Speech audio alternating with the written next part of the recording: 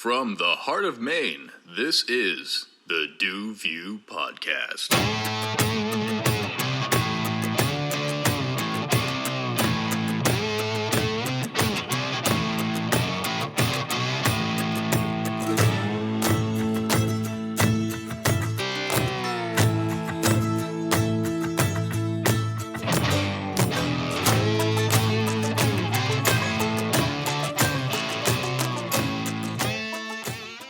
All right, and welcome to this week's episode of the DuView Podcast. I am your host, Du, a.k.a. Ryan Dumont, and this week I am joined by a previous guest on the podcast. Mr. Lucas Rushton returns. Luke, hey! Welcome on, buddy. Woo! All right, Ryan? yeah, Lucas is back, folks. Lucas was my guest in the second episode of the DuView Podcast, my first episode with guests or featuring somebody else that's not me. We gave some different views on the world, different views on Lucas's experience. We talked about some studying abroad, your time in Italy. I just had, on Ricardo, my Italian brother from another mother. So, talked with him about a few things that you had talked with me about with Italy, with John Cavett and a few other things. So that was kind of cool. So thank you for that information. A little connection there. So, I'm just always, piggybacking off of everybody's shared experiences. So thank you. Hey, it's all about the collective, right? Yeah, dude. How you doing? Welcome back on. It's been a little over a year. We had you on May 2021, and it's now July 2022. So how's the year been? How you doing, buddy? The year's been crazy, dude. Yeah. I think last time I talked, I just finished my first year in grad school. Yeah, and now you're out of grad school. Yeah, now I graduated. Yeah, how's that been? So I am getting my degree conferred this week. Yep. The audit just went through. So Nice. I'll have my master's in counseling psychology with an emphasis in the creative arts. Yep. Nice. Yeah, and so that was in May. I've been doing a full-time internship, and I took 5 classes last semester. Nice. Just basically logging hours or... Yeah, logging hours, yeah. About Nice. 1,000, and then plus last summer. Do you have any more tests to take to, confirm yourself, like a board exam or something like that? Yeah. We love licensing. We love licensing exams. I have to take the NCE, which is the National Counselor Exam, followed by, 2,000 hours, 3,000 hours, and then the National Clinical Mental Health Counselor Exam. Oh, wow. So you have quite an undertaking ahead of you still in certain ways. Over the next few years. Yeah, of course. And so... Do you see yourself just master's program under your belt? Do you see yourself maybe going for a doctorate? Yeah, I'd like to go get my doctorate at some point. Yeah, some point being in the future, not in the immediate future, but in another couple of years, give it a little time. Yeah. You probably schooled out a little bit too, you know what I'm saying? Yeah. You've been in academia for a long minute now. I mean, I'm... Most of my life. Right, yeah. I mean, I'm returning back there this fall, and I'll be in school for the next, 3-ish years, you know what I'm saying, with my electrical training. I haven't even put that on, Facebook yet on my personal page that I'm going back to college or anything like that, so I'll probably have to do that at some point. Such a big turn. I know, it really is. Well, no, like I said, you reinvent yourself completely, in terms of taking, again, the advice. I got to have Millet back on the podcast, taking literally his advice of reinventing yourself really seriously. You don't realize you're doing it until you're, an arms deep in it. You know what I'm saying? So He advocates reinventing yourself every few years, right? Yeah. That's some of the best. Like I said, even though that episode's only 30 minutes long, and I keep talking about it, I've talked about it with numerous people that have come on that had him or experienced him, and you're actually one of the few that aren't from this area that I've had on or haven't had him or don't really know him. Glad to introduce you to him. I mean, you saw him when you did track against us. You know what I'm saying? Tall guy, Wow, that's glasses. Loud, very loud. Love Definitely. him though. It's but we have those people, right, that kind of set us on some type of track forward, or we look to for advice or whatever that may be. And so, in terms of younger folks that I look to for advice, you're one of those people. And so, it's always good to have you come back on and talk about things as they are, because like you said, it's been a year and things have changed quite a bit. We've gone from still being in the midst, last year we were still in this weird half COVID state. I mean, don't get me wrong, it's still very much there. I mean, whatever, we deal with it as we deal with it. Just a little more lax. Yeah, it's just a little bit more laxed, and whatever. We'll have a few more subvariants and variants and I don't know, whatever. So that being said, though, we're back here and into some type of I don't know. It's weird. It's a weird in between state. I don't know I don't know if you have a qualifying term. phase. Yeah, transitional phase. That's the society. official qualifier. It kind of like comes in waves. Yeah, you know? it does. Yeah, and I mean, I don't know. I'm sure like throughout human history, there have been these moments after like really big events that you just kind of like sit there and look and go, oh, like after World War II, or right? after the First World War, after the American Civil War, after the counterculture movement. I'm sure, and it like like I think about like this is that cycle after the counterculture, right? Yeah, exactly. This is yeah, exactly. That in a lot of ways, that's where we're at, and it's interesting too because like we as a society are at I feel a really pivotal point. Like Definitely. we're at a stage where either we need to like dip, and this is the only way I can describe this. Either dip backwards into the 90s. We need to either regress or we need to like go modernization. You know what I'm saying? Not like globalization, modernization. We either need to like I feel like we kind of have one foot on like two different banana peels. Yeah, we're either going to backslide and regress, or we need to go forward. We're kind of doing this like middle, non-real progression, like limbo type thing. That's just my. If you think about it like a cycle. I like your imagery. I think that's really good. But it's funny that you say like slipping back into the 90s. Because or going the 90s and general. the 80s were kind of like going back from the counterculture. Right. Yeah, because I mean you had Reagan and that stuff in the 80s. I mean the 80s honestly like stomped out the counterculture. Yeah. There was no more counterculture. Well, which is funny though because you say stamped out like, but parts of it are still very much like hung on. Like we went to Dead and Company. We went and saw Phil Lesh and Friends. Like really like the older folks who were like the last bastion of this like hippie counterculture movement, whatever you want to call it. First wave baby boomers. Yeah, and I mean you can say, oh yeah, the counterculture movement failed or whatever. And people do say that in a lot of ways. It did and it didn't. We had change. We did have change, and given we're still fighting for a lot of the same changes that they wanted to implement. And again, you can't just look at they're a bunch of hippies just doing acid and pot and just running around naked. No, there was actual like substance to that. Again, they may have dialogue giggled and laughed. happening. Yeah, right. They may have been giggling and laughing while bringing up their points, but the message is still on point. We disregard what people say because they were a part of that movement. Like I look at really somebody, easy to write people off. Right? Like I look at I was talking with some people the other day about I saw this great Frank Zappa interview, and Frank Zappa has a very mixed reception. And I'll say for folks that are fans of Frank Zappa or just familiar with him, but he said this was back in the 70s that America has a mental health problem, and he goes, once we get America's mental health problem figured out, we figure out all the other problems. And he goes, we got to start here first though. And this is freaking Frank Zappa saying That's genius. Back in the 70s. Genius. And so, to hear that now and he's like, yeah, he's right. Well, he's in a lot of ways he's right. I'm not saying again, it's easy to say that, we fix one problem. It's like saying here in Maine, right? We get cheap electricity, the business world solves itself out, we have more jobs, like that type of thing. But if you think of everything as connected, right? Like mental health is connected to all facets of your life. Yeah. And it is. But it's so difficult to confront because essentially you confront yourself and like the human condition. So then you're face to face with suffering. Or face to face with like where you're at, and that might not be comfortable for said person, right? Or whatever that might be.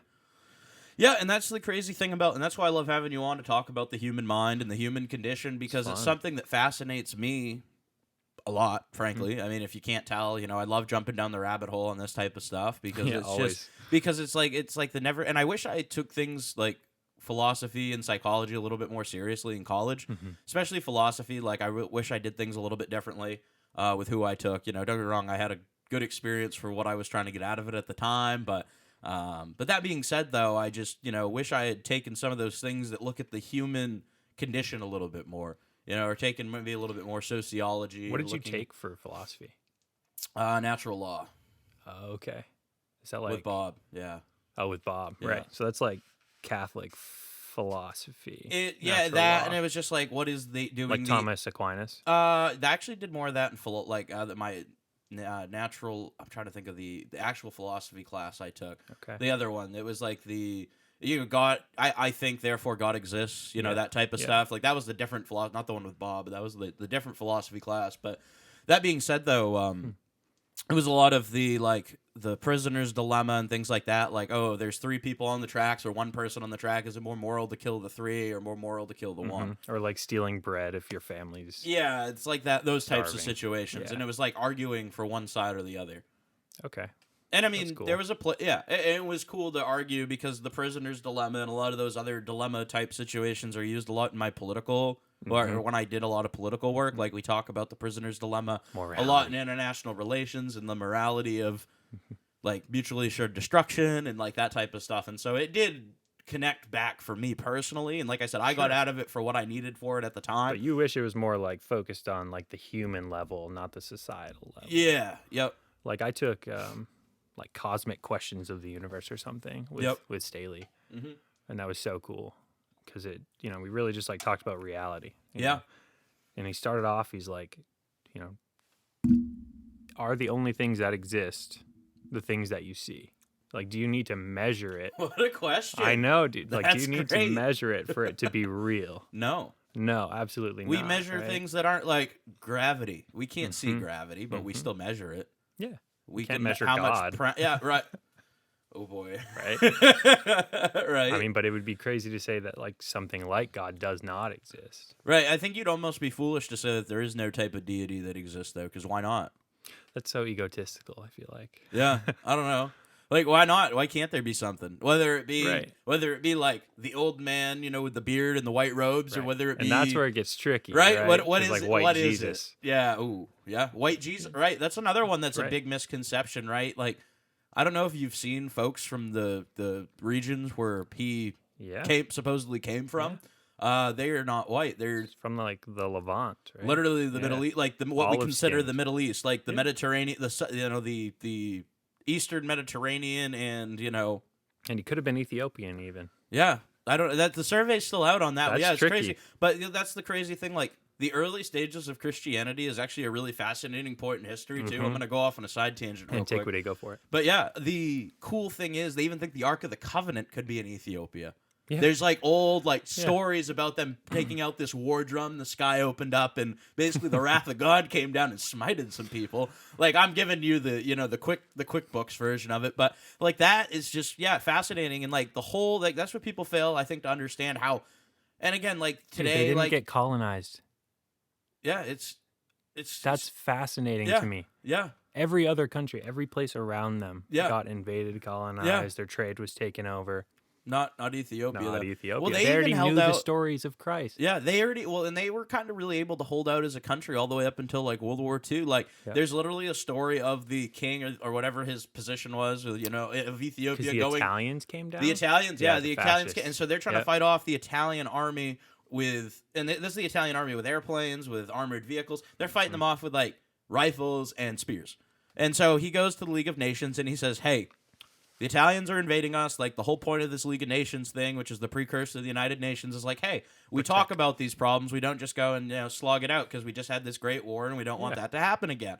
And so he says, you know what, though? If you don't do anything, it's going to happen to you. He points at the leader of Poland, points at the leader of France, points at the leader of basically everybody in Europe, continental Europe, who was the fall, right? And he, kind of said, hey, if you don't help us, this is the writing on the wall. And they didn't help them. If they you left don't these speak up, right? The old adage. And it goes the same thing, like, with, and I think of that time period too, like the Holocaust and a lot of other things. If people said something when it was happening, they say, "Oh, hindsight's 20/20. People were too afraid." No, you're telling the same things happen again. And yeah, again, exactly. Right? Like whether it just depends on the scale. Like we had, it's like, oh, the Holocaust is so bad. Like let's never have genocide again. Well, Rwanda, right? Like, there's still genocide. There's the Armenia, right? Like all happened after World War II. And like I said, I know it's like and almost the Uyghurs. Yeah, I know it's almost too, or like, whatever's going down, and like there's various things in South America. Yeah. I mean, like all the people that have disappeared, like I think it was Argentina, when you had like the walk of mothers and children, you know what I'm saying? They all wore white, or like, you know what I'm saying? And like went in front of the I haven't heard about that. That one's crazy. Though. That one, look that one up too. That was, I think, Argentina or Chile or something like that. I'm trying to remember the exact. I think it was in like the 20th century at some point when this happened. Like people were just disappearing off the streets, and like they're just like, you can't be like taking our sons and children and stuff. So was that Chile? Chile or Argentina, one of the two. Yeah, one of the two, buddy. I can't remember which, and I wish I did. I don't expect perfect recall. That's okay. It's all good. But I guess just what I'm trying to get at here in this little tangent that we've been talking about the world is that things really aren't that different if regardless if you're outside of the United States or not. Like that's another big thing that really kind of opened my eyes a little bit talking with Ricardo, a couple episodes ago, was that he was basically, saying a lot of the hardships that, and if you listen to the episode, which I really enjoyed, getting down to talk with him years after, but the same hardships that I'm facing as a young person in the United States are a lot of the same issues he's fighting as a young person in Italy. Mm-hmm. Whether that be unaffordable housing, whether that be the feeling that, country's kind of slipping away day by day, and a lot of the things that of the country that you remember from childhood just really aren't there anymore. And, like a lot of the different things that have changed, like with... It's weird to see people in power do things that are blatantly against the majority's favor. Yeah. Oh, yeah. And that's what he said. And that's the one thing he says, the one thing that you guys have that we don't have are shootings. School shootings. That's true. And that was one of the things he goes, that's so many. He goes, that's so uniquely American. So and we many. talk about it. Yeah. And I was like, that's interesting. Shit. I gotta watch that.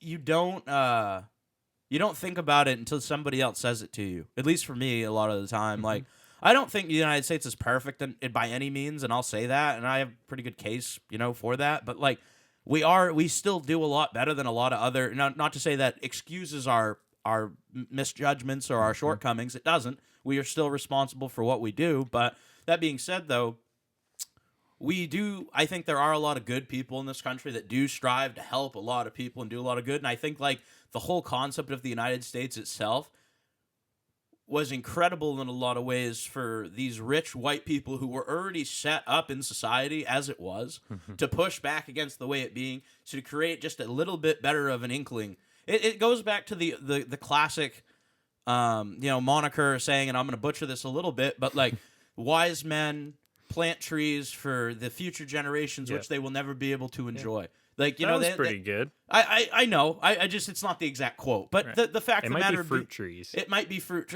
but it's it's like the Giving Tree, like the Shel Silverstein book or whatever. It's like there's give and take with everything. Here too, and it's like if you take, and don't give or don't help or don't give back, then things aren't going to change or get better. A great example of this right now, we've been talking a lot about Kara.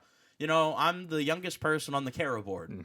Don't get me wrong. It's cool to serve with a lot of people who've served the Augusta community for so long, but it worries me too at the same time that I'm going to be one of the few people that it's still sitting around when, this thing is, it's like, all right, guys, my generation or our generation, 25, 26-year-olds, it's time to give back. Well, I mean, we talk about like the transfer of power, right? Because people have been in power for so long, the same positions. I mean, not 30, without even 40 going years. into the Senate, like, Yeah. because all politics are local, right? So at what point is it obstruction and just like Obstruction to the progression of society? Yeah, I don't know. Yeah, like do you not trust the next generation? And then how I good feel is that way. No, they don't. You know Right. why? Because I've tried to and I'm sure you've done it too. You try to go in the door and you're automatically put down for being young. Yeah.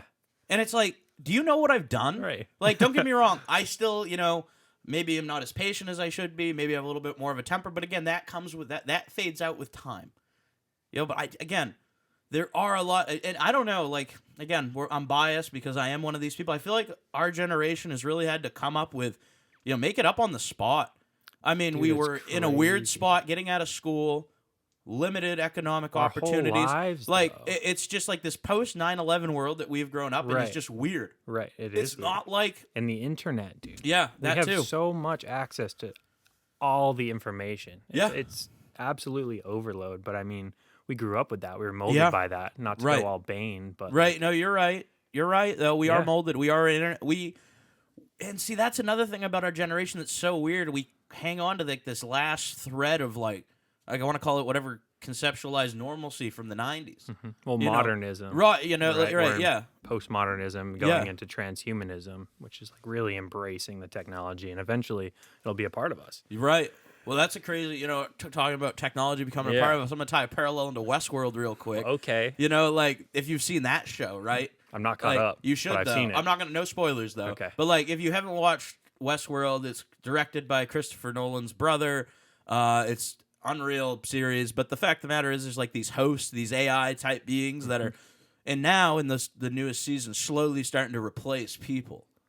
which is crazy. That'll be a different story for, that's a different story for another day. But like I said, that sci-fi fantasy stuff is crazy. Like, we're going to see so many, I guess what I'm not trying to get at, think about the brain chip. I'm not trying to get over to like the, the whole like, we're going to make, sentient AI. But what I'm getting at is that we're going to see a lot of crazy technological advancements in our lifetimes. Like, we already have. Quantum computing. Right, quantum computing, or being able to like, if we are able to like change travel, teleportation, or like, growing food on the moon, or whatever, like terraforming, or whatever, the sciences that we come into. Like, I remember talking with my grandmother before she died. I mean, she died at 93, right? So she's seen almost a century of change in her lifetime, just 7 years short of that before she passed, a couple of years ago. And so I remember talking with her. I said, Graham, how overwhelming has it been to see things change in your lifetime, going from the Depression to now, experiencing a World War? She goes, the atomic bomb was crazy.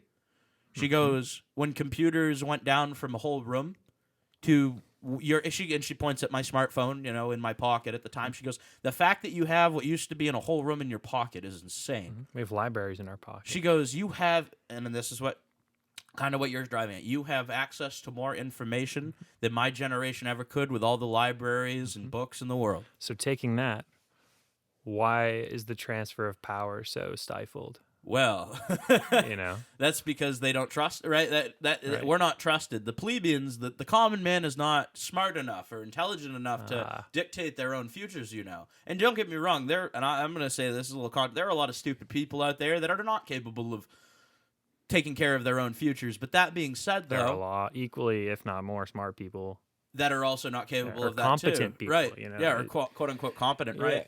Yeah, and that's smart and dumb are like such weird terms. Right. Hard to quantify. Right. That's fair.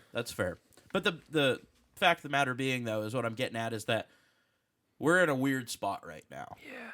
We're driving towards and that goes back to what I was saying. Either we need to go forward, or we need to just regress backward. We don't really have a choice. We don't. We have You're right. to go forward. that would be my choice. I don't want to go backwards. I mean, I think we're due for a renaissance, dude. A cultural renaissance. Out of the dark comes light. That's right.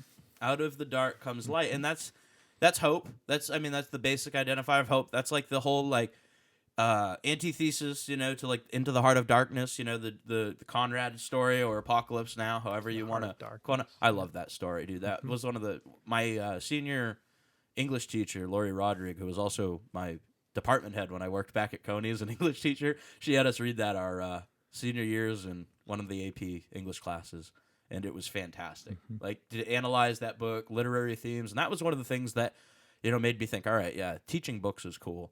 And that was actually what I got the most out of when I was teaching my kids, is when I would teach a book. Like, we'd be teaching. Absolutely. Have you ever heard the story, or teach a short story? I love teaching short stories. Like, have you ever heard of the short story The Lottery?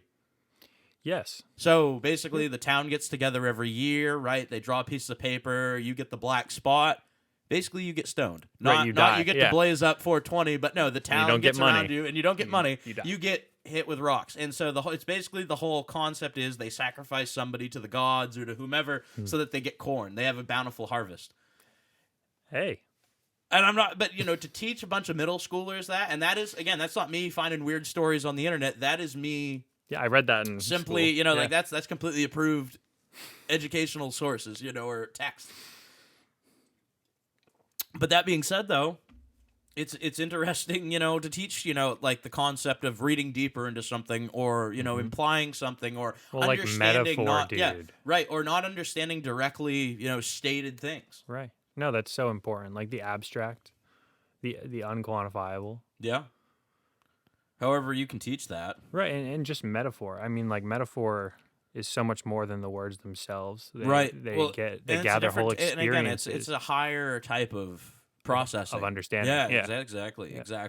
It's like, if you can understand this, then you can read into meaning of a lot of other things. That's right. Which is really cool.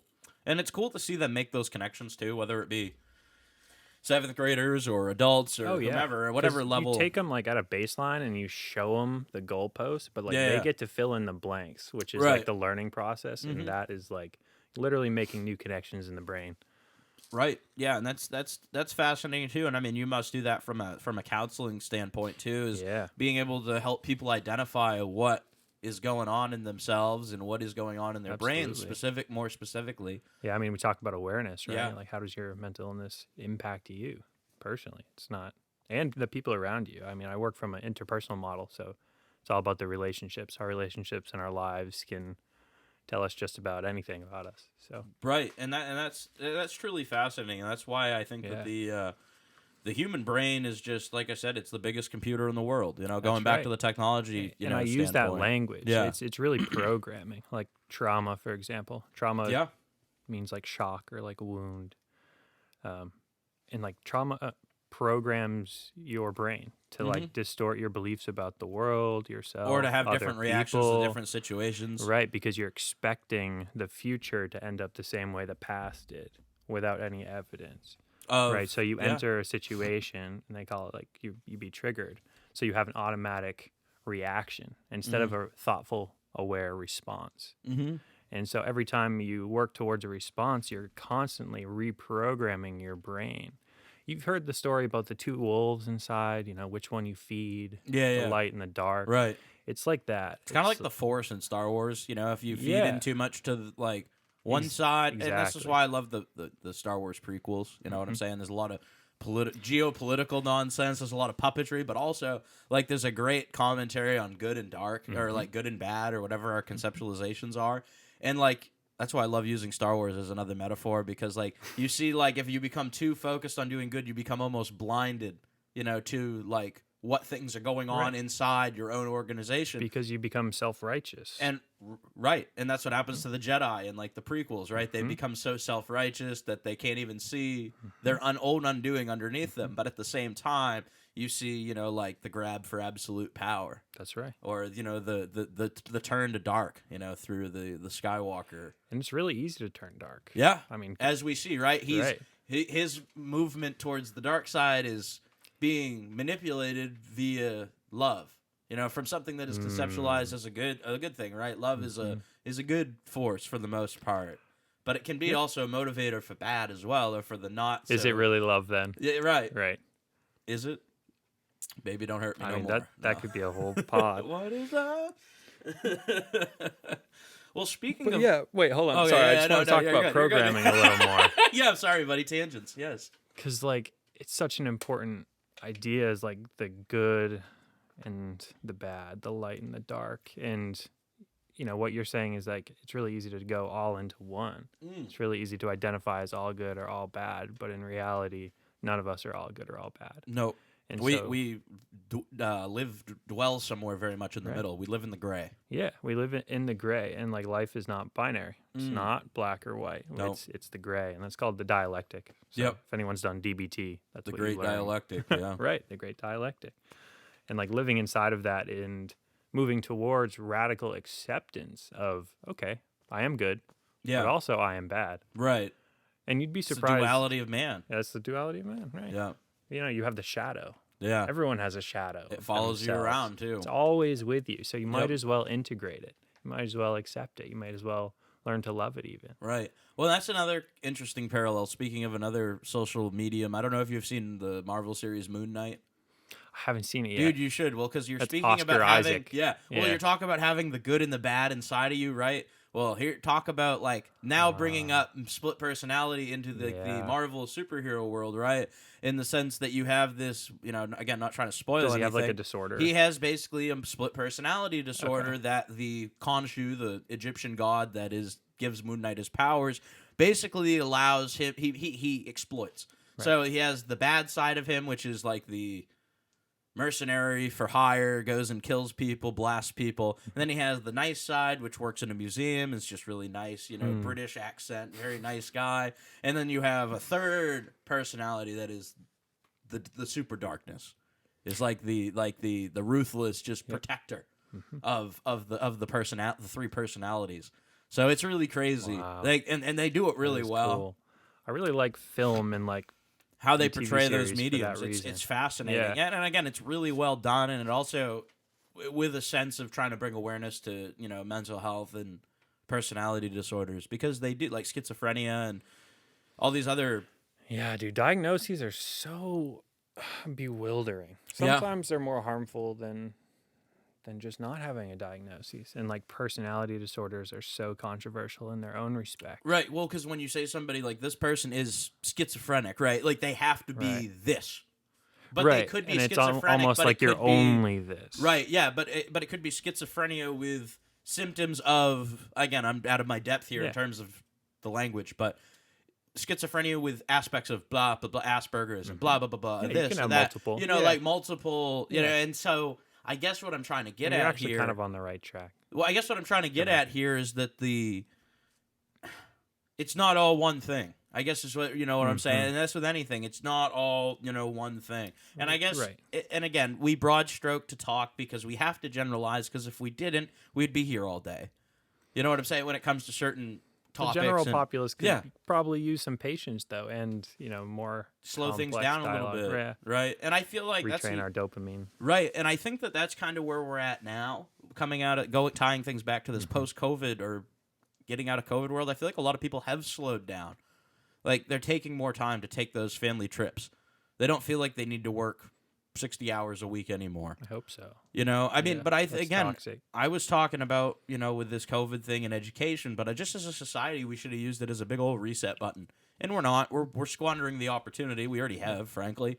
We're going back to the same old shit, slinging rocks and hitting our heads against the wall that we were doing before. But I think, like, this alone time has given artists a lot of time to hone in on their craft, and I think that's going to be really beneficial moving forward. I hope we have this great awakening, I don't know if you want to call it the Roaring 20s or whatever, for the 2020s. Like, I really do want to have like a rebirth or revitalization because I feel like we need some fresh life breathed into things a little bit here. And like you said, if the transfer of power, like I said, it's going to be interesting when our generation starts getting involved more. And again, when I say our generation, I don't mean folks that are young but still perpetuating the same BS that has been fed along. You're not a free thinker if you're just perpetuating. I'm just going to go into it. We have a former classmate of ours that's running. I won't use names, but we have a former classmate of ours that's running for Congress down in New Hampshire. New Hampshire Congress. We're running for Chris Pappas's seat, and Chris Pappas is a good guy. He's homosexual, stands up for LGBTQ plus rights. Family owns the Puritan in Manchester. They're a good, strong New Hampshire family. He's out there doing the good things. I see no reason to get rid of him for this other person who more or less is just a puppet for the Trump organization and the again, if you're putting up fascist views, and I'm using the term fascist because that's what they are. Can I interject? Yeah, by all means, buddy. So I get like a lot of the terms like neocon and stuff, but in like layman's terms, like, is this person you're talking about platform more like Trump populism? Trump populism. So is that like Tea Party? LePage It's Tea coming Party? out of it's like the all government is corrupt. All government is this. It's like the swamp, but yet you continue to do the same scummy things that the swamp you already identified as the swamp. So then the language and the rhetoric is just a means of getting to focusing power. on misinformation, and again, this is the thing I don't understand about elected officials. All elected officials. Sure. You're gonna get up on your pulpit and you're gonna demonize somebody because they have a D in front of their name and an R in front of their name. The Democrats and Republicans do it both equally. Those are still your fucking constituents, dummy. Our friends on the other side of the hall. Yeah. It's like, and then it's like, that's why it's like, and that's another thing I will respect the heck out of Bill Weld for.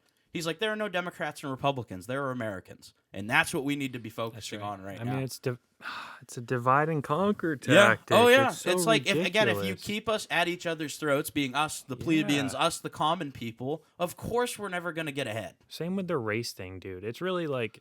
It's a class war that's being stoked as a race war and more. Yeah. Oh, and more. By all means. More. Like, yeah. Oh, an intergenerational war even. Yeah. Political war, Yeah. It's not good. No, it's not. And I guess getting back to it, it's this, like, I'm not saying if you have the emotion and the want to run for office, run for office. Sure. But do it for the right reasons. Right. And again, this is all my opinion. I understand that. And again, spent a lot of time in the political arena. That's right. And again, just like on the real basic principles of what's going to slam the door to the middle class in people's faces, what's going to keep people, basically stuck is these same old policies we've been doing forever. And like I said, again, I'm very close to the matter. I understand that makes me biased, but I spent a lot of time dealing with the Trump populism. It's bullshit and it doesn't work. And again, I'm very close to the matter, and people don't. It's just fake, dude. It is. It is not rooted in anything, and that's why I love seeing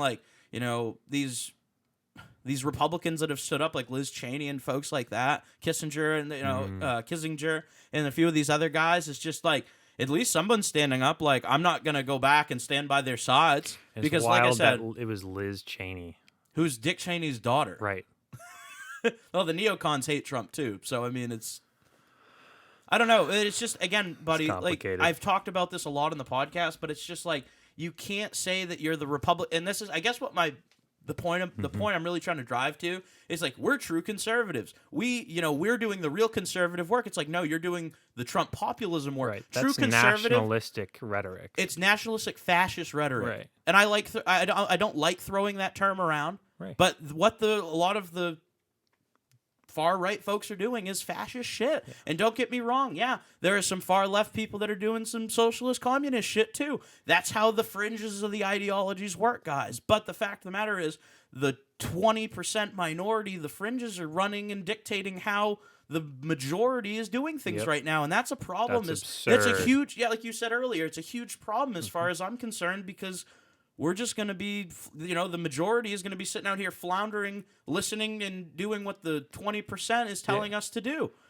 It's like a mass state of just like confusion. Yeah, it is. Combined with reinforced fear. You make money and fear. Yeah.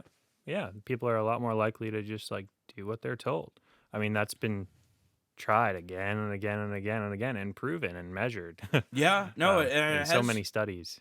Oh yeah, no, and it's crazy. And though. Spiritual traditions, even. Right. Like fear is like a very like low, dense vibration. Right. And it is. And it's crazy though that like they can say, oh, we're the true conservatives. It's like, then why don't you care about like conservation, conserving? Right. Let's think about what the word means, right? Right. Like, yeah, exactly. Let's think about what the word means. If our language is hijacked, we're screwed. I hate to be that person, but like language has very specific Orwell meaning. told us that in 1984 years ago. He called this back in 1948, dude. If you start confusion even with the language, that's why they have double speak, and all that type of stuff, like the new language, right? And that's basically what it is. He's like, and like even Huxley and them talked about that. That was a cool like intelligent circle of minds. Yeah, following the beats. Yeah, and I mean, like, they saw it, and because they saw the birth of communism, the birth of fascism. They saw the birth of a lot of these 20th century ideologies that are still kicking us around today. And they were in a position where they could like look at it from the outside. Yes, because like they probably had money. I know Aldous Huxley had money. Yeah, I mean, I just think Orwell didn't care. I mean, he was depressed and like didn't take care of himself and died very young. But all writers, right? Yeah, I mean. Even look at like no offense. Yeah, right. No, yeah, like Hemingway lived a long life, but also was very miserable for a lot of his life. Crazy life. Yeah. Oh yeah. Ernest like Hemingway? I said, I went to the hotel he used to stay at in Cuba. Yeah, when he was in retirement. Yeah, like Ernest Hemingway stayed here. Great mojitos too. Yeah. Well, that was a hell of a tangent, buddy. But it's just like you want things to get better. And again, that's where it all comes this from. comes that's from. where, and to qualify and to quantify, I guess too, is that I just want things to get better for everybody. Like the common man, which I very much. Hey, love your neighbor. Yeah. Hey, that's what the Bible says. Hey, that's just a good rule. Let's regardless of what your neighbor looks like. That doesn't say love your neighbor if he's white. It says love your neighbor regardless, unconditionally. That's the highest vibration you can go. Is like being love, which is the opposite of fear it's and not anger like saying, oh, I don't see color or something like that. No, because if you say things like that, you're still perpetuating the problem. Yeah, you have to see color, otherwise you're negating experience. Or you have to see differences because the differences are actually what make us unique. Yeah, who we are. Exactly. The process of individuation. Yeah, and that's what I think a lot of, and I think we're in a weird spot too in society that the individualistic nature, try that, of society, of America, specifically America, has led us to this weird geopolitical spot, has led us to this weird spot in our neighborhoods and communities, and it also has led us to this weird spot like with volunteerism and like helping if you get nothing out of it other than like joy that someone else gets to enjoy something. Altruism and charity. And again, it goes back to the idea of planting the tree for future generations to enjoy the shade or the fruit of. But if it's only me, that's never going to happen. And at some point, this collective belief that it's only I was kind of like planted. Yeah. Well, that's what I've seen out of this COVID thing is this selfish goody for me, boo-hoo, fuck you. But we're interdependent by design. Yeah. We need other people. Yeah. That goes without saying. Don't hate them. No, yeah, exactly. Like, we can make each other's lives better. You know, if I'm a candle and you're a candle, I can light your candle with my flame without extinguishing my flame. Right? Yes. Yeah, and you can, and that's the crazy. Again, say crazy a lot on this episode, but that's the crazy thing about this whole thing is that we're not really all that different. And again, it's just like making sure everybody pays them their fair share, and if do what you can to contribute to society. And it's like, that's what I think. If everybody just did a little bit of what they could, it's like, yeah, you're not going to have your 80-year-olds out in the workforce or something like that, because that's an unrealistic point in their lives. But they could be, the raiser of children or the teacher or sweeping, doing a little sweeping of steps, or just, do whatever you can with whatever you have, wherever you are. I mean, it doesn't need to be this huge grandiose. You don't need to donate millions of dollars to get a building in your name. Yeah. Right. You can go pick up some trash. You can go plant a flower. Or paint a building. Right. Even if it takes you 5 years, you still painted the building. Sweep the sidewalk. Yeah. Or something, right? And that's kind of gets back to like in my area or our area now. You've moved to Central Maine in the last year, so that's another thing we'll talk about in just a second. But that's the biggest thing I'm having, or the biggest issue I'm having in the Augusta community right now. And I've had people on from CARA and the other organizations in the community, and plan to have more nonprofit people on. But like I said earlier in this episode, is that I look around the table, and a lot of the people are on the older side. And it's like, all right, guys, like that makes sense though, given our demographics. It does. But I guess not saying get rid of all the old people. No. I love my senior citizens and such. I love the wisdom that comes with age. Exactly. Yeah. Oh no, yeah. Like I said, I'll go spend time with people older than me than people like my same age. Much prefer that. With that being said, though, I guess what I'm really just trying to get at with this point is that it tires me out when I hear my friends or people that are of my same age saying, like when I had Marcy Alexander on here saying, "Oh, Augusta's boring. Augusta's this." Well, hey, you know what? How about instead of bitching and moaning about Augusta being shitty, how about you get off your ass and come help us? There's plenty of space. You know what I'm saying? Again, I'm blunt like that, and I know like I'm a little bit perhaps set in my ways, but that's how it works, guys. Yeah. If you don't come back and help change things, they won't change. Nothing will change. Nothing will get better. And so I don't want to hear people, and my own friends too, from here, oh, Augusta, blah, blah, blah, blah. It's like, well, some of you are having kids now. Like one of my buddies just had a kid. Yeah. I looked at him and I said, listen, in 5-6 years, this kid's going to be playing youth sports. I better not see you up there with your kid and not coming and picking up a shovel or hopping on a mower with me for an hour a week. And see, that's the thing that people don't understand. They're like, oh, I'm too busy. Let me tell you something, folks. I run a podcast. Time. I work 50 hours a week, and I do 100, and I coach soccer, and I do 100 other things. I still have time to hop on the lawnmower. You know what I'm saying? Like, there is time. There is. We have a lot more time than we think we do. Yes, and that's, I guess, that's... that's like a mass state of, like, anxiety, is, like, being afraid of the future's going to come bite us, right? Mm-hmm. It's like, tomorrow's never going to come. Oh, no. And then it always does. Yeah, it still sun does. rises. Right.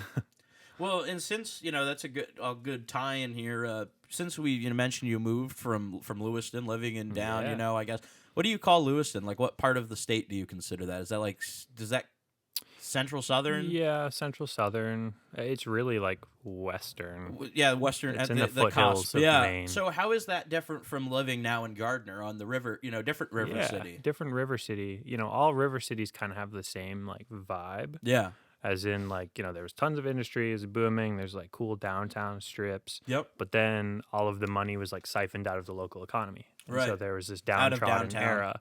Yes, and then most of the downtowns were kind of, like, butchered and, like, low income or tenement housing. Or... Well, yeah, and really, like, it comes back to, like, landlords letting assets become liabilities. Yeah. And, like, just, like, maximizing, profits. Profit over... creating solid, good places to live for people. And I honestly... That could be forever homes for, generations to come. Right, and that's the big thing, like, with me in Augusta, right? Like I look at like Sand Hill and I look at these other places where they've just let landlords kind of, oh, well, the tenants don't care, so why should we care? It's a two-way street. Yeah. You know what I'm saying? It's never 100% one person's responsibility. No. Never. In No. any situation I can't think of. Or it shouldn't Yeah. be anyway. Like Yeah. I just don't understand how you can qualify that. You know, it's like, yeah, if you have cockroaches in your building, yeah, people should be better about putting food away and stuff like that. But also, you like, if your building looks like shit, like you need to give them a reason to want to like, this is their home. Give them respect. Yeah. And that's like the big thing I've been about. Like, or offer incentive for like work being done. Yeah, like, know? How about I'll take off blah blah blah blah credit. off your rent if you help paint the building. Yeah. Or like and that's like I think back to like I had an uncle that lived down in Portland for a time, and he used to do handyman stuff in the building, paint the building. Didn't it only made the building look better. It does. And Adds I'm sure equity. and I'm sure they helped. There were deals made to help each other out. It was like if I'm doing the work, like don't worry about next. Like again, like that's why I'm saying everybody can compromise. There's plenty to be made for everybody, or plenty. There's plenty out there. I guess is what I'm really trying to get at. But back to the river cities. Yes, it's been really cool to like see some revitalization. Yeah, you moved up here at the right time as far as I'm concerned. I mean, I toured Gardner, and like there were very few places like open downtown, and now there's very few not open places downtown. Yeah. So I think there's a big upswing there, and like Lewiston especially. I'd say half of my life there's been a huge upswing downtown, a lot of revitalization efforts. And like up in Waterville, I don't know if you've been up there recently. But like, that whole strip's like downtown coming back. Right. Bangor's getting revitalized. Yep. Like there's a lot of like promise in these like smaller, medium-sized cities in the future. Yeah. Oh yeah, no, most definitely. And I see the line of development that you see, like kind of stops at like Freeport, I think has been expanded up to like I don't know, probably like the Brunswick, Thompson, area now, like in there, like right before Lisbon, I think that line's been extended up of like southern Maine, quote unquote. Yeah, and it's gonna keep, crawling. Yeah, because we're untouched earth. Yeah. Oh yeah. So I see a lot of our fields that I used to really just enjoy and go stare at in Augusta, or go drive by on a nice warm day, and just nice golden grass blowing along Paved with paradise. Parking lot, yeah. Well, they're now solar fields. Not quite parking lots, but it's I don't know, and like I'm mixed on that because I do like renewable energy, and there is a spot for it, but we can't just take like all this like which was once like quality agricultural land and just like convert everything either. That's the thing. There are methods that it doesn't need to be. It's just like unicropping. Why is anyone unicropping? Like why can't you raise sheep in with the solar panels and like use the solar panels as shelter? It's funny. This one over here, they have goats. I see they have goats running around. It's fenced in. They take care of the lawn. Yeah. Yep, exactly, dude. Exactly. I was like, oh, they have goats. That's awesome. It's a good farming practice. Yeah, I that's what I'm saying is, and we've talked about this before, but like really just like localizing everything. It's like especially food production, right? Food security, in terms of like base survival needs. We shouldn't have all these refrigerated trucks driving thousands and thousands of miles for food. Why do we ship our chicken to China to get packaged? To come back. It doesn't make sense. I mean, for us, because we don't make any money off the deal, but right. Yeah, and that's what it is. It's you get cheaper wages, so then you push margins for profits for the board, not the workers. But again, if we, these folks that want to, go back to how 1950s America was. Well, 1950s America, we had our own production. We had factories. Yeah. So bring it back. So we need to bring it back, and you need to stop putting these leaders in charge that want to just make profit. And again, it all comes back to human rights. It all comes back to a lot of different things because we in America had a unionization movement. We had that too. But, it's interesting too, like, we had our unionization, right? I'm going to see. Bless your soul. Sorry about that. But that being said, we had our unionization movements in this country, right? Like we got like this people getting hurt in the steel mills, people getting hurt in the mills, like child labor. We fought all that. Like people fought and died. And yeah, unionization is what it is now, and Jimmy Hoffa and like big unions and whatever. Like all that stuff happened too. But the fact of the matter being is that we had this united labor front, which China never had. Right. And until those people stand up for themselves, and revolt, nothing's going to change over there. But there's so much censorship. Right. Well, that's exactly it. They've been brainwashed for and hundreds it's enforced of years by now, violence. Oh yeah. Like it's so Tiananmen hard. Square, and you stand up, you disappear. Yeah. Oh yeah, it's crazy. It's We are hard, so man. lucky. Like, they're taking away our rights and our freedoms, and no, you're just not allowed to say whatever heinous shit you want in certain it's one capacities. thing to like say that and believe it, because I'm sure that you could spin that to be true, and like some of our freedoms are being taken away. I mean, not my freedom of abortion, but like our freedom of safe access to abortion, or our freedom to safe health care. That's right. And choice. Right. There is no choice now. Yeah, we'll just talk about it. Let's get this one out of the way, buddy. I mean, it's a big deal. I really feel, and again, I'm one of these.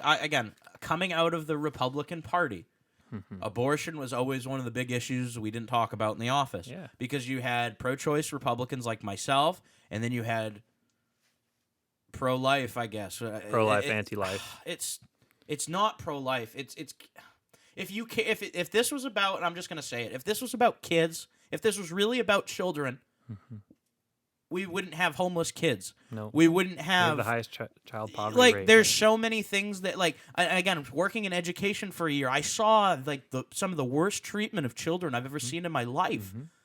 And it's like kids go hungry, dude. If we actually if we cared, all the after school programs would be funded. Yep. All the YMCA's would be paved with would be gold. funded. I guess what I'm trying to get at here, guys, is that if this was really an issue about saving the kids or protecting the kids, we would have, made sure that all these things happen. No, this is... How many unadopted children are there? Yeah, that's another thing that I was going to... The adopted children, right? Or there wouldn't be foster programs. There wouldn't be any of this stuff. Right. If that's what we actually cared about, the kids. If that's what this issue was actually about. And again, goes Which to I'm the told shooting it's thing, about. too. Right. And it goes to the school board thing. Why are Yeah. you dismantling school boards Yeah. across the nation? I mean, I just don't get it.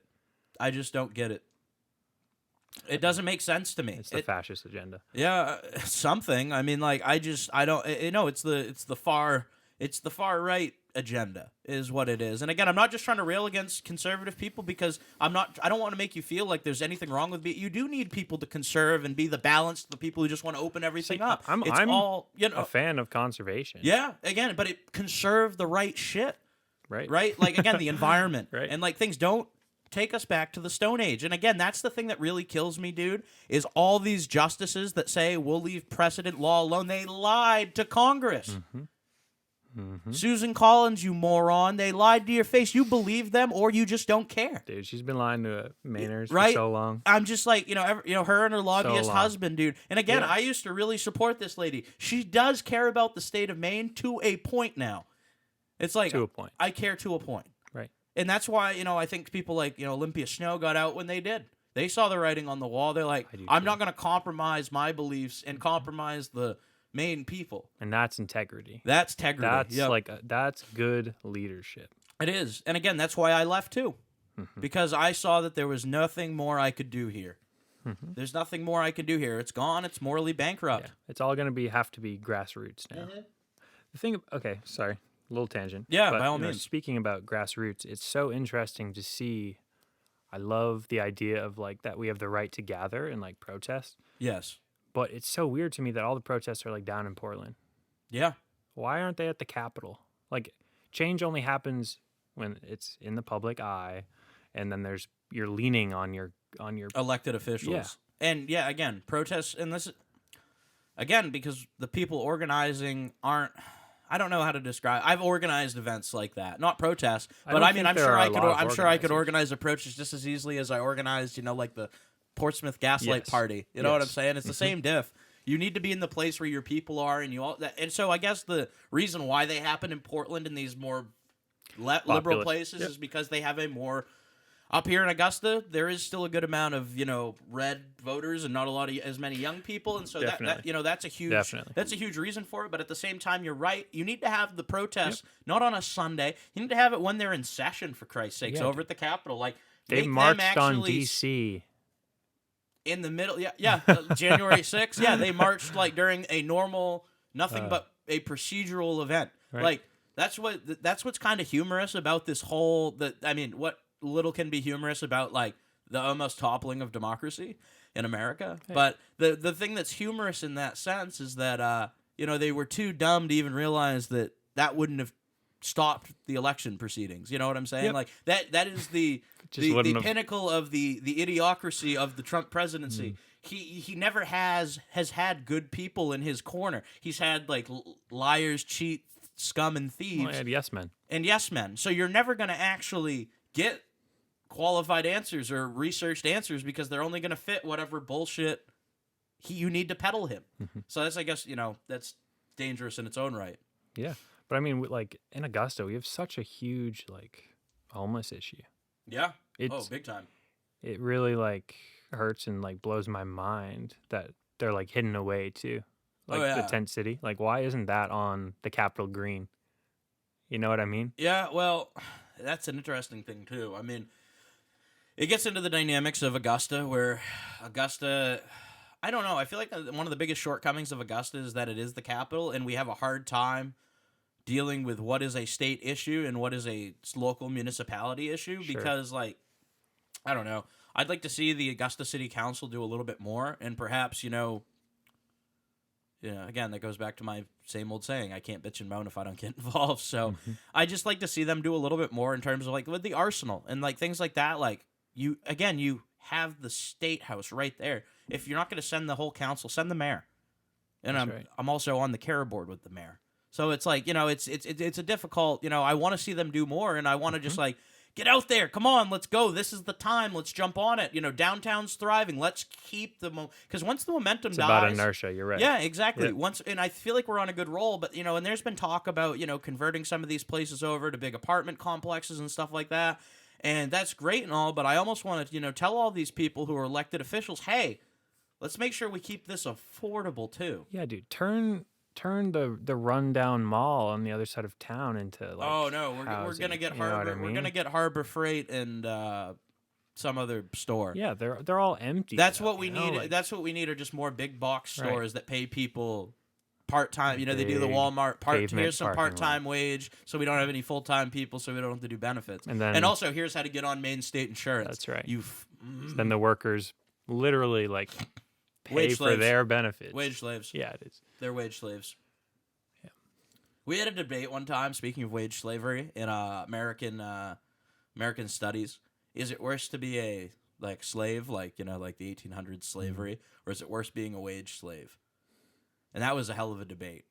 Because, and I argued that at the time, again, you can make a good case for either. I'd argue that a lot of the ways it's worse being a wage slave, because technically by law, you have all the same rights as somebody who's not a wage slave. And at least under slavery, like, you're not deemed a person, and other things like that. Like, the door is never open to you in the first place. Not that I'm saying it's right. I'm not saying it's right. No, I hear you.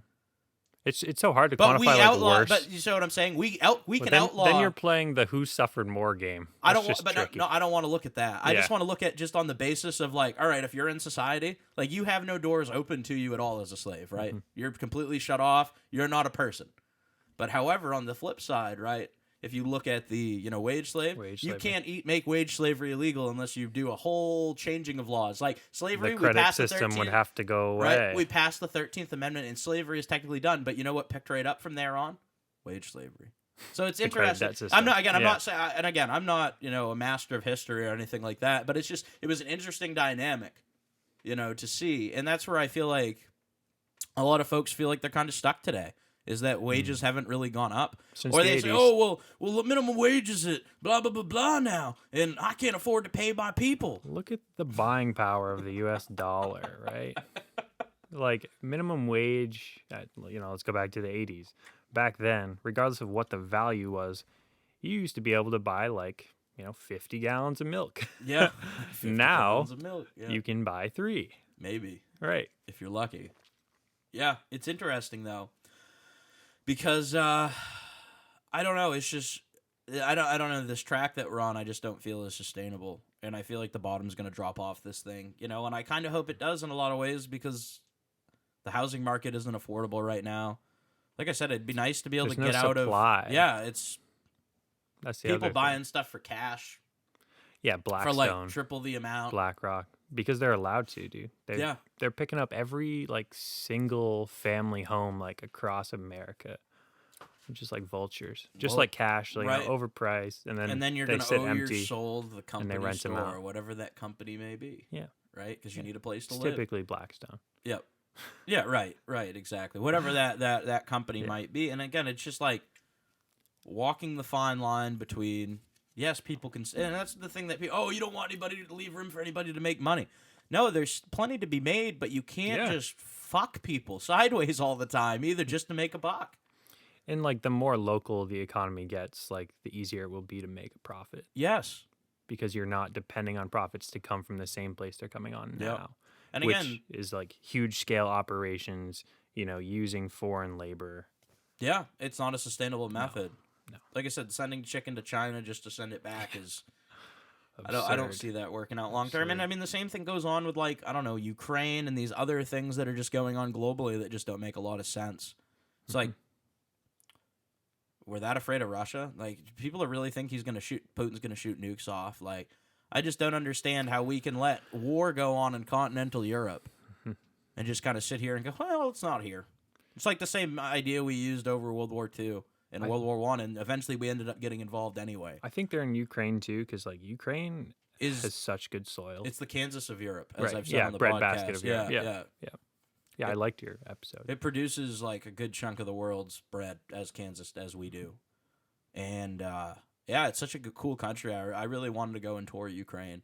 It was like, it's corrupt, and there are Nazis in the government, and there are Nazis in every government, even our own. We literally brought Nazis over after World War II to build NASA, so yeah, there have been Nazis in our government for a long time. And there are elected Nazis. Elected Nazis. What was that guy's name? Senator Byrd? Yeah, something like that. Like, there are people that are, it's like, we had people, it's just crazy. It's so crazy, the world we're living in. Senator Hawley? Like, I don't know. Cruz? Senator Cruz? Anyway, back to the board, though. It's just, I think we're at a spot where and you know what a really good thermometer of this, at least in our state, is going to be the upcoming governor's election. Mm-hmm. Mills versus Paul. Paul versus Mills. Why? Hit me with it. What are you thinking, bud? Why are those the only options? Yeah, that's right. There's so many like good leaders that are so qualified. Right. But, we were distracted. We were geopolitically distracted from local politics by all of this international stuff. National and by Johnny Depp and Amber Heard. Oh, yeah. Don't get me started on that, dude. That was a whole distraction. And so everyone missed the filing deadline, which was beginning of June or whatever. Well, I'm just not old enough yet, so that's, we'll for get governor. there. Yeah. We could run for Senate, though. Yeah, we could. One of these days. But anyway, I think that's really going to be a not after this podcast. Yeah, not after this episode. But no, seriously, it's just like, I think this is going to be a good test for the state of Maine in the sense, all right, does the Trump GOP populism thing still work? Mm-hmm. Or are we still sane enough? Like I said, I got nothing against Paul personally. I think that you worked for him. I worked for him. I worked for his administration for a summer. He's a really nice guy one-on-one. But, again, it goes back to the same concept I was talking about before. How we address the society, how we, address our constituency really matters. And again, no minority is going to vote for Paul LePage. Very few minorities are going to vote for Paul LePage after a lot of the comments he's made. It's like the fact that he was able to say those things, and again, he racial slurs, leaving them on voicemails. And calling, I know for a fact, working with some of the people that he worked with, they went over to the Blaine house after work one day, that voicemail that they left for the representative out of Westbrook or something like that, called him a cocksucker, called him a few other things that wasn't so nice. I know for a fact they got out of work, went over to the Blaine house, had a couple brewskis, and as they do, and they, like I said, they get their daily stipends for their 2 martini lunches, and then they get to go to the Blaine house after, and then complain about having access to healthcare. They had a smoker, a barbecue smoker in the backyard. They called it the liberal cooker or something like that. Jesus. It's like, Jesus Christ! Again, at the end of the day, these people you call quote unquote liberals are still your constituency. They're your neighbors. They're your people. Literally, and so that's why I don't have time for this. And don't get me wrong, I'll call a spade too, and I throw my fair amount of mud, but not to and I'm also not an elected official. I'm a podcast host and electrician. So the expectations for me are a little bit lower in certain ways, and in certain ways. Sure. So it's, again, I'll call a spade, and like I said, I call out, but again, I only call out where I see shortcomings rather, because I was there. I had a firsthand experience, and again, I saw things as for what they were. I saw the cracks starting to show, and I got out. It was really interesting to get the rundown from you during that summer. It's pretty cool. Yeah. And just insightful. I mean, it kind of confirmed what I already knew. It confirmed everything I already knew. Homophobic and racist slurs coming from, the Tea Party and Paul LePage. Yeah. It doesn't surprise me at all. I mean, he had a really rough life. I do have some empathy and compassion for him on that. Right, He's you from guys Lewiston, grew up in the right? same town. Exactly. He came into my high school, gave a wonderful speech, but then at the end he condoned fighting, and he's make the first punch count. It's just. Yeah, it's like the school of hard knocks only goes so far, though, right? Right. It's like, I just don't get it. Like I said, this is the test. Really what you want to pass on to the next generation? Is the kids, all I'm saying is kids listen. Yeah, they're sponges. They're sponges, and so all this stuff coming off the news, punch him in the face. Mm-hmm. And then to have literally any 24/7 hour news cycle just going in your house when you have a child has to be bad for development. Yeah. Don't get me wrong. When I was a kid, I watched the nightly news, with Brian Williams, and I think that's just enough. Yeah. Because this is what's going on in the world. Be Dude, mindful of terrorism. All day. Oh yeah. Oh, I work in people's houses, dude, being an electrician, and they literally have Fox on all day, and it's hey, Fox is written up as a entertainment company and not an actual media outlet, so right? They don't and again, need to present anything as true. Again, I worked for Fox News. People are like, what are you? You don't know what you're talking about. No, but I did. And that's, I guess we have an insider. We have an inside man. We have our man in Tokyo. Yeah, no, it's I'm I guess the whole reason I do this not the whole reason, but a good reason for doing the podcast and for saying what I say about politics, it's because, guys, I've been there. I'm a common dude. I'm not elite waspy. I don't come from a big family, with power and money. I'm just a kid from Maine that ended up in some interesting positions in life. And I just want to share that with people because, again, also at one point one of the youngest Eagle Scouts in the country.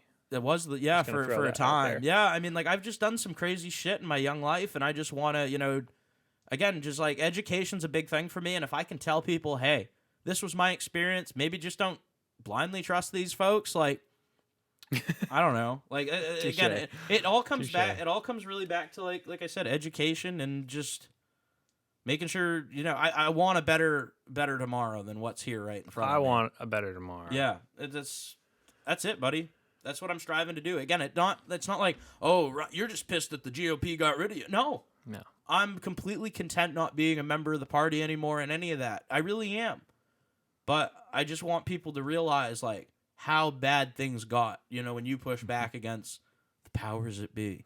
Again, as I've said before, they raised ballot prices to get on ballots. They did all these things that, if you're not worried about us, why are you doing them? If you're not worried about internal fighting, why are you doing them? If Trump won't even speak the name Bill Weld and isn't afraid of us, what are you doing? We're so far past the point of, the government being afraid of us, as they should be, though, right? That's the old adage, is the people should not be afraid of their government. No, the government should be afraid of the people. Yep. Well, again, they work for us. That's right. Oh, they should. No, they do. By design, they do. By the people for the people, But Citizens United made businesses people. Well, and that's it. Issue. And so the Vox Populi, the voice of the people, is no longer the voice of the people. It's the voice of the corporations and the corporate. And who has the biggest wallet? Yeah. Who basically has the biggest FU stick? That's who wins now, and that's why I hate Citizens United. It basically, How are you going to repeal Roe v. Wade and not Citizens United? I don't know. I don't know. Like I said, everybody in that court lied. All the conservative judges lied blatantly to Congress, blatantly to the American people. Amy Coney Barrett's never argued a case in her life, isn't even qualified to be there. Same with Gorsuch. Same with Kavanaugh. Like I said, and same with fucking Clarence Thomas. Like I said, before our time, he's not the thing. if you haven't looked up Anita Hill, do yourself a favor and look up that lady, because that shows you what a piece of shit Clarence Thomas is. You know, and like I saw this thing the other day. If Clarence Thomas keeps repealing all these old laws, his wife's gonna end up owning him because he's married to a white lady. That's absurd, dude. You know, it's That's just like, yeah, it's mind blowing. Yeah. I don't have a word. I don't have language Let's for that. keep backsliding. Let's get rid. And see, the thing is, and this is the one thing I wanted to qualify earlier. Regardless, and listen close to this, folks. Regardless if abortion is legal or not, they are going to happen. It's gonna happen. It doesn't mean that it's going to be safe, and it doesn't mean that it's going to be performed well. Because let me tell you, regardless if it's the South, the North, if abortions are made illegal, they're still going to happen. They are still going to happen. And to like arrest people the second they leave the state to go do something else and all this shit, like, and so the you're fact gonna that the keep people South had all these within state trigger bounds? laws, it's like, oh, you're restricting the right to movement now? Start tracking people's pregnancies. All I'm saying is it sounds like a very popular sci-fi series, Handmaid's Tale. Some nonsense, you know. Like I said, and I genuinely, this is my genuine hope. I hope that they've pissed off enough women that this election is crazy. I hope people are actually upset enough. Like, I feel like that's the classic American problem in the modern day, though. We get pissed off. Like, on social media, I'm upset about blah, blah, blah, blah. But then when the ballot comes around in November, nothing changes. Right. So it's like, are you upset because it's cool to be upset in the moment with everybody else? Or are you actually upset about your condition as a human and a citizen of this country? See, that's my biggest problem with a lot of these things. It's like, you know, Black Lives Matter, same difference, right? It's like people are like, oh, we need to change and this and that, and it's like, all right, and then you put in the same guy who's not going to change anything. It's a tough back and forth, right? I mean, it goes back to the ballot thing and who we allow on the ballot. Like, either way, we would have had the oldest president we've ever had. Yeah. The fact that we were even given just those two choices is just sad. And that's the thing. Like, everybody's like, "Oh, you hate Trump, you must love Biden." It's like, no, What? no, I don't. How? Guy's been in office for longer than he ever should have been. And it's like, don't get me wrong, he has his shortcomings too. And again, he was around with Clarence Thomas and Anita Hill too. He advocated for Clarence Thomas. So, like I said, this whole thing's strange, very strange. But that being said, buddy, we've also had some fun this summer. You know, it's not all you know, it's not all rain clouds. We got some sunshine. Dude, that we had Phil some Lesh fun. show Yeah, was we went and so saw good. Phil Lesh and friends down at Thompson's Point in Portland last weekend. And the weekend before that, we saw Dead and Company down at Gillette Stadium in Foxborough, Mass. So, yeah, Luke and I have been having a hell of a summer, at least getting some concerts in. Like I said, we saw the entirety, for the most part, remaining of the Grateful Dead between two weekends. You know? Yeah, and Crosby. Yeah, and young Crosby. Yeah, Dave cool. Crosby's kid played with Phil Lesh, which was really neat. He had a really great band, and like I was saying to you earlier, I think that Phil Lesh and friends stayed more true to the real Grateful Dead sound. You know, those Jerry Garcia trademarked guitar licks, those even, you know, to an extent, some of the tone, you know, and a lot of the stuff. And like, when you have the bassist leading a group, right, you know, like Shakedown Street, like you could tell, Phil was just getting into it, just swinging that bass, man, and like everybody around him. And again, it felt more like the real Dead. Again, never seeing the real Grateful Dead because again, we were too young to Dude, they see. played Backside Terrapin Station. Yeah. Like, Oh yeah. All of the, you know, the quality songs that made them. I mean, we didn't get another St. Stephen, but you know, we got all the St. Stephen. We got one of the best needed. ones of all time. 10-minute version of St. Stephen at Gillette Stadium. It was incredible. Knocking on Heaven's Door. My favorite from Phil Lesh was Shelter from the Storm. Dude, that Bob Dylan song. Yeah. Did I send you the live version of the Dylan Sheltered from the Storm? That's more upbeat like they did. Not like the album version. There's like a live version from somewhere. I'll play it for you later anyway. But I want to play that really badly now. Like that's one song I've been it's not I mean a lot of the thing about Bob Dylan's music, it's not hard to play. But it's the profound lyrics in the writing of the lyrics rather and than masterful delivery. Yeah. And really the literature behind it. You're absolutely right. It's definitely more literature based than it is like. Well, and it was interesting too that he won the Nobel Prize for literature. He did, and then denied it because Nobel, the creator of the Nobel Prize, invented dynamite. Yeah, and Bob Dylan's part of the counterculture. Yeah, which is interesting. Bob Dylan's introduced the Beatles to weed. Apparently, fun fact. Thanks, Bob. Thanks, Bob. Yeah, thanks for giving Paul, George, John, and Ringo joints. Oh, gosh. But that was just really cool. Like I said, I still kind of want to see, even though he's older, and I've heard mixed things about his shows, I still maybe would like to go see Bob Dylan. Yeah. If given the opportunity. And like I said, I've never been a huge Bob Dylan fan. I've always appreciated everything he's done, though, because he's had such a profound effect on a lot of the musicians I listen to. Like, well, it's not as though you haven't listened to Bob Dylan. It's just not the like aesthetic that you tend to vibe that's true. to. That's true. I mean, I do listen to a lot of Bob Dylan, like when he's with the Grateful Dead. I love that album, Dylan and the Dead, from California, live in California. I mean, or LA Coliseum, I think. Freaking unreal album. And I mean, I just think that Bob Dylan's contribution to like folk, modern folk, and just like Americana, has really made it more accessible to. And same thing with the Grateful Dead in a lot of ways. Yeah. Like those, like Jerry, and like a lot of these people using this old like Americana, like Whiskey in the Jar, or it's the like American Songbook. It's giving the American song, or like like even El Paso and some of these like older country tunes. Like it's giving that. It's giving that accessibility to new generations, which I think is really cool. It's part of the oral tradition. Yeah. Well, right. Right. Especially being at the top end of like Appalachia, like this is our roots. Like Americana is our roots, and I think this folk, like speaking of folk, is going to be a big part of this Renaissance. It's going to be a big. Well, and that's what I've seen. Music. You and I, like, you look at like our like Luke and I, like I guess we'll just go ahead and say it. Lucas and I have been working on a music project for a little while now. Yep. And we're gonna have an acoustic duo and eventually a bigger band, jam band. But we've been focusing. At first it was like, let's play classic rock songs, and it's gotten more towards let's play Americana with different inspired country, classic rock, indie, and alternative rock aspects. Yep. TK and the Holy Know Nothings, Alan Jackson, Sturgill Simpson, Bob Dylan, obviously. Jim Croce. Oh, love it. Hard to play, but it is hard to play. And don't get me wrong, but once we get it, we'll have it. Yeah. And it's interesting how the dynamic. And again, we have music, Rainbow Kitten Surprise. RKS. We have all these different types, but again, it doesn't matter what year this music came out. It's all good. Good music. All good. Good music. Good music. Little Kanye West reference there for the people, but. That being said, though, stay tuned for us because we'll be out playing music here at some point, Absolutely. We'll let you know. But that being said, though, buddy, it creates an interesting dynamic, and I think you're right that this new like wave, and I think eventually, like what we consider like the mumble rap pop music, I feel like that stuff's eventually going to die out, and I feel like we're gonna have another renaissance of, like you've said, of like.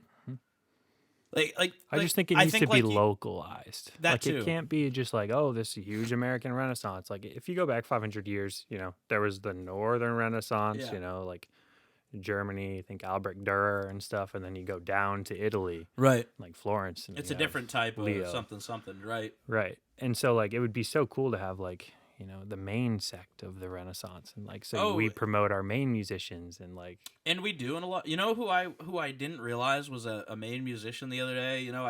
There's the song about the. I mean, he has other songs, but the Chicken Inspector, Dick Curlis.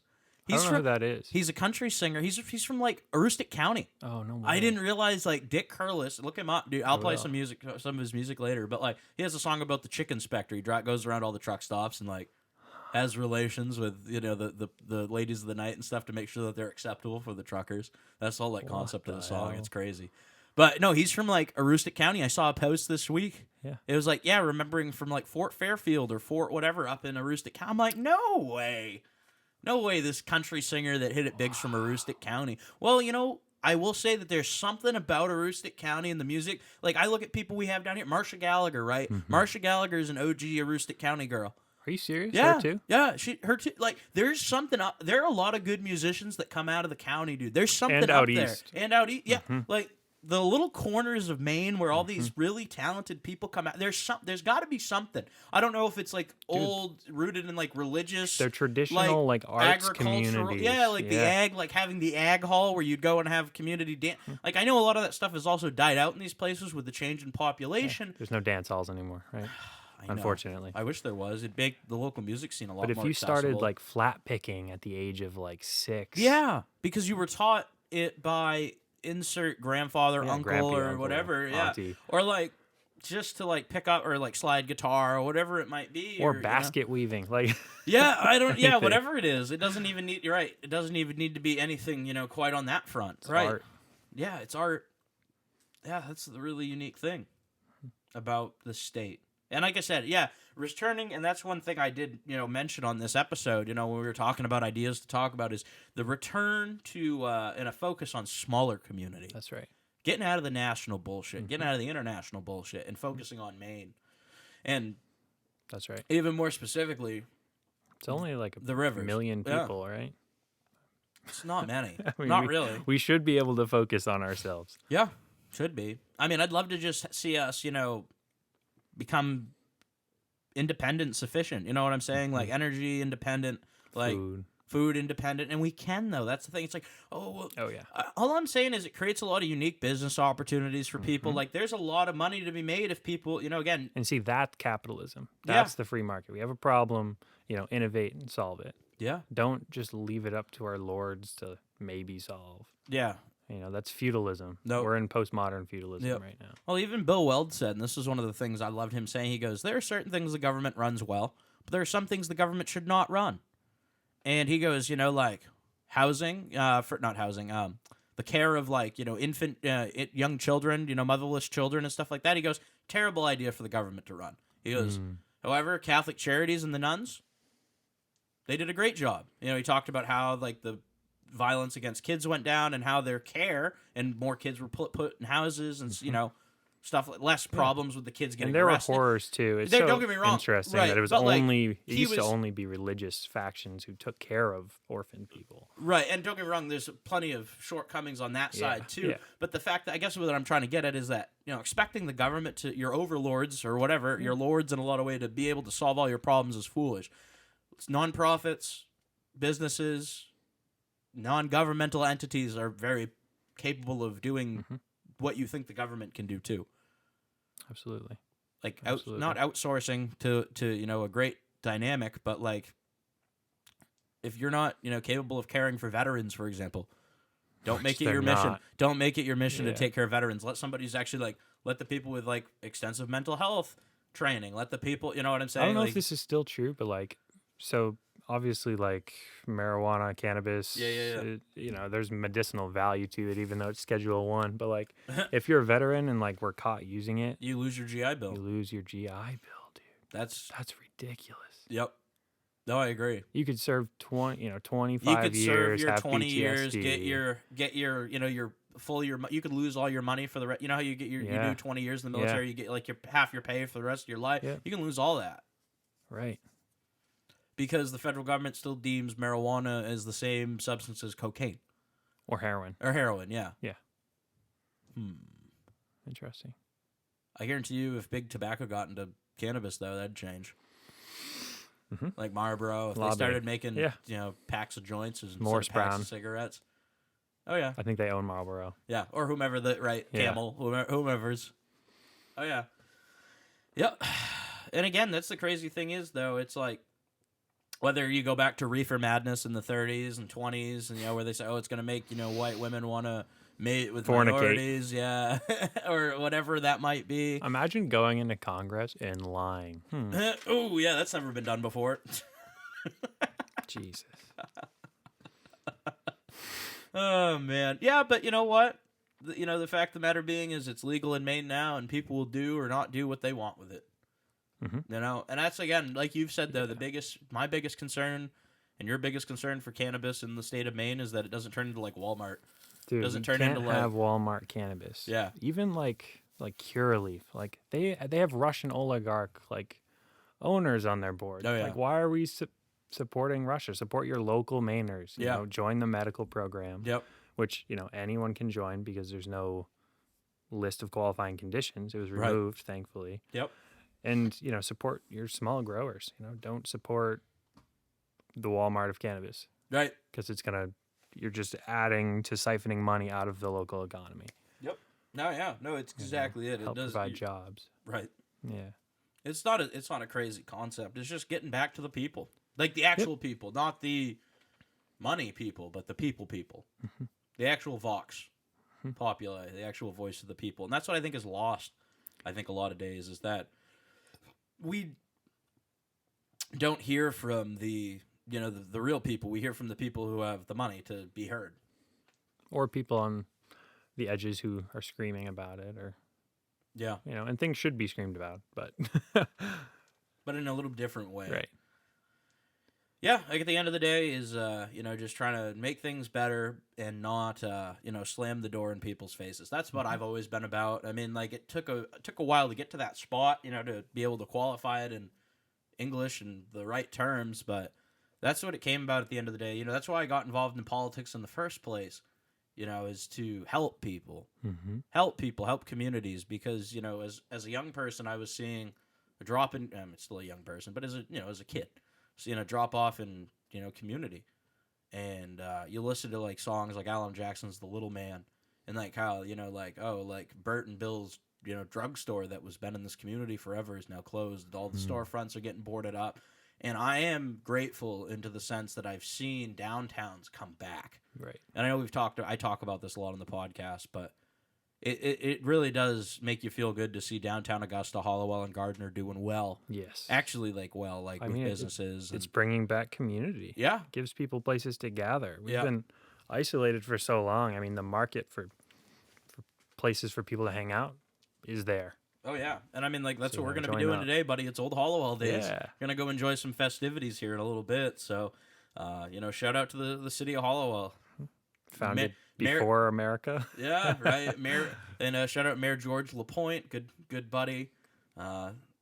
Thank you for keeping that city fantastic, guys. So, Luke, thanks for coming on, buddy. Really, No problem, really man. appreciate it, dude. Great to have you back on. You're Love the welcome. As I said, conversation. I do mean you're welcome back anytime. So that being said, dude, again, just thanks for coming back on, sharing your views, and we've covered a lot here, a lot of geopolitical, a lot of modern day stuff, but it has to be talked about, and we have to be willing to have these conversations, regardless if you agree or not. Thank you for tuning in. And just to our continue the conversation. Yeah, just keep it going. Yeah. Just keep it going. So If you don't agree, please let us know. Please let's reach talk out. about We'll it. talk. Like I said, I'll upgrade the setup. We'll get another mic going, and we'll talk about it. So, hey, that being said, guys, thank you for tuning in this week's episode. Make sure you're following us on social media, the DuView Podcast on Facebook, but DuView 207 on Instagram. And like I said, if you guys could leave us a review on any of the podcast platforms, that would be awesome. It helps us out a lot. Getting Like, the news comment, out there. share, retweet. Like, comment, share, retweet.